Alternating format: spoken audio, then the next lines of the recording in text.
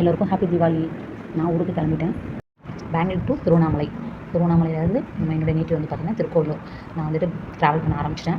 நான் காரில் தான் போயிட்டுருக்கேன். ஹஸ்பண்ட் வரல. நான் மட்டும் நான் தம்பியை கூட்டிகிட்டு போயிட்டேன். ஏன்னா ஹஸ்பண்டுடைய ஃப்ரெண்டு வந்துட்டு ட்ராவல் பண்ணுறதுனால அவர் கூட அனுப்பிச்சுட்டாங்க. அவருக்கு லீவ் வந்து 2 டேஸ்க்கு அப்புறம் இந்த ஹெவி டிராஃபிக் எங்களால் வெளியிலே வர முடியல பெங்களூர்லேருந்து. நான் இருந்த இடத்துலேருந்து ஒசூருக்கு வரதுக்கு எனக்கு ஒரு 1 ஹவர் தான். நான் ரொம்ப உள்ளாரலாம் கிடையாது சிட்டி உள்ளார. இதுக்கே எனக்கு வந்து பார்த்திங்கன்னா ஒரு 2 மணிக்கு 1:30 அந்த சம்திங் கிளம்பி நான் 4 o'clock தான் ஒசூரை தாண்டியே வெளியில் வரணும்னா பார்த்துக்கோங்க. அந்தளவுக்கு ஹெவி டிராஃபிக்காக இருந்துச்சு.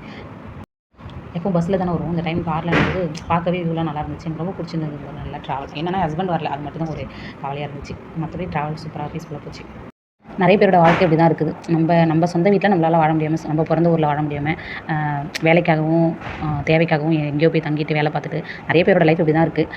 இந்த வீடியோ நீங்கள் பார்த்துட்டு இருந்தீங்கன்னா உங்களோட நேட்டிவ் என்னன்றதை எனக்கு கமெண்ட்டில் சொல்லுங்கள், நானும் தெரிஞ்சுக்கிறேன். அப்பாடா வந்துட்டோங்க திருவண்ணாமலை. ரொம்ப ஹாப்பியாக இருக்குங்க இப்போ தான். இதுக்கப்புறம் வர வீடியோ வந்து பார்த்திங்கன்னா என்னுடைய சொந்த ஊர்லேருந்து இருக்கும். சரி, அடுத்த வீடியோவில் நம்ம பார்க்கலாம். நார்மல் டேஸில் இந்த பெங்களூர்லேருந்து வெளியில் வரலாம் ரொம்ப கஷ்டங்க. இந்த மாதிரி டைம்லாம் அப்பா நொந்தாச்சுங்க. காரில் வந்தது எப்படின்னா நான் பஸ்லாம் வந்து அழுதுகிட்டே இருப்பேன். என்னுடைய மைண்ட் செட்டை கேட்டு பாருங்க ஒரு டைம். ஐயோ ஐயோ, ஆஹா இன்னும் இந்த வட்டாரத்துக்குள்ளேயே சுத்துறமே. 1 மணி நேரமா நடந்திருக்கேன்.